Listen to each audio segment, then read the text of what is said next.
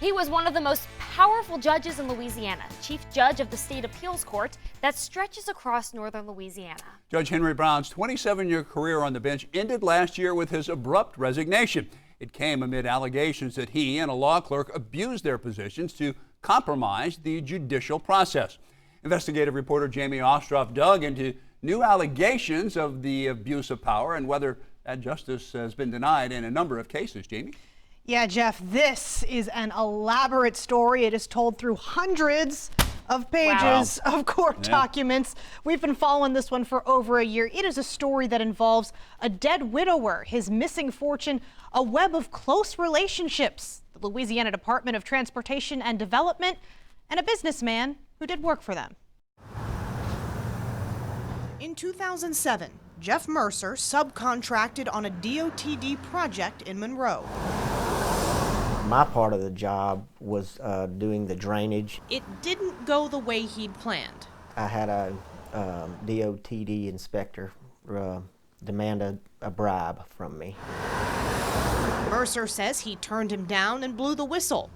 Next thing he knew, the DOTD basically ran him out of business. I mean, they made it so hard on him in these various jobs, and that's what we actually proved in the case. That's David Doty, the attorney who helped Mercer win $20 million in his lawsuit against the DOTD. The jury was unanimous. The DOTD appealed. It went up to the Second Circuit and it was overturned. How rare is it, David, for an appellate court to overturn a unanimous jury verdict? I'd say it's very rare. So you're immediately thinking something's up here. Oh yeah. Jeff Mercer started to dig.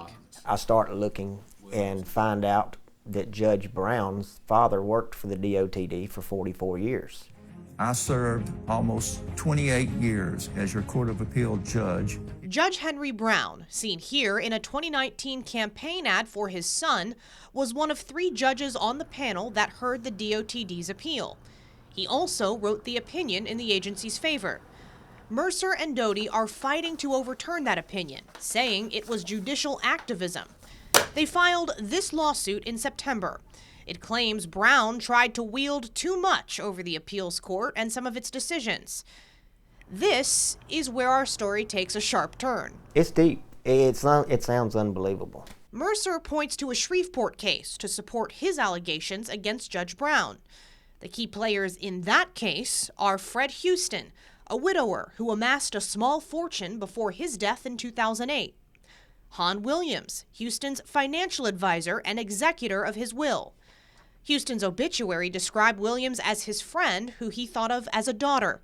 She also had a close relationship with Judge Brown. And Trina Chu, Williams's close friend and a clerk for Judge Brown. After Houston died, Williams was sued for abusing her position, charging exorbitant fees for her work and diverting money to herself. A jury ordered her to pay back $1.5 million, an estimated 3/4 of his estate. Williams said she was a good steward of Houston's money and earned what she got. 2 weeks after the verdict, Williams sold her house to Judge Brown, who let her keep living there. I went to that house to learn more about Williams' side of the story. It looked like nobody lived there. Williams appealed the verdict to the Second Circuit. Because of Judge Brown's relationship with Williams, he recused himself from her case. But records show his clerk remained involved. So recusals extend to the clerks as well. Correct. According to these law enforcement reports, in August 2018, Judge Brown's secretary checked a copy machine, then found someone had hacked into a confidential file used by judges on the Williams case. That's when the Caddo Sheriff's Office started investigating.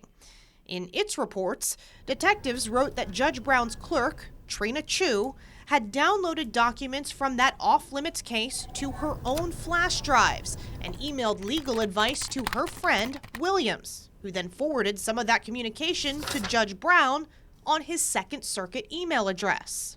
One of the judges hearing the Williams case complained to investigators that he felt intimidated by Judge Brown to change his decision. However, the Second Circuit ultimately upheld the verdict against Williams, and on September 27, 2018, The Supreme Court of Louisiana barred Brown from the courthouse where he worked. He gave notice of his retirement the next day. Hi, Judge Brown. My name is Jamie Ostroff. I called both Brown and Chu to get their sides of the story. Hello, you have reached the law office of Trina Chu. Neither returned my voicemails.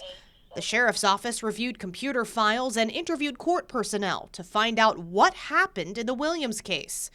Mercer, meanwhile, is still trying to see that case file in hopes that it will help him with his own lawsuit. The findings of this case and the outcome of this could affect a lot of other cases. Oh, absolutely. It's going to make other people wonder, and it's going to make other people want to go dig, and rightfully so. Did they read my case? Did I get a fair shake? Or are they communicating with other people on the outside about my case? Still a lot of questions here, and the reason Mercer can't get that full case file yet is because deputies are still trying to determine whether Chu acted alone. The Caddo District Attorney's Office is also fighting the release of that information. In fact, the DA wrote in a motion to quash that criminal charges are probable in this case, and a source just told me the Attorney General's office has been asked to review it. Sounds very convoluted and Sure very is. involved, so tell us where that Williams case stands now. Right, this almost seems like a side element here. Williams continues to insist she didn't mismanage Houston's money. She is now fighting in order to pay restitution to the beneficiaries of his will. The Louisiana Supreme Court has refused to hear her case. So now those who have sued Williams are trying to force her into bankruptcy so that they can get more records and find out where these millions went. Henry Brown is her attorney. Again, convoluted.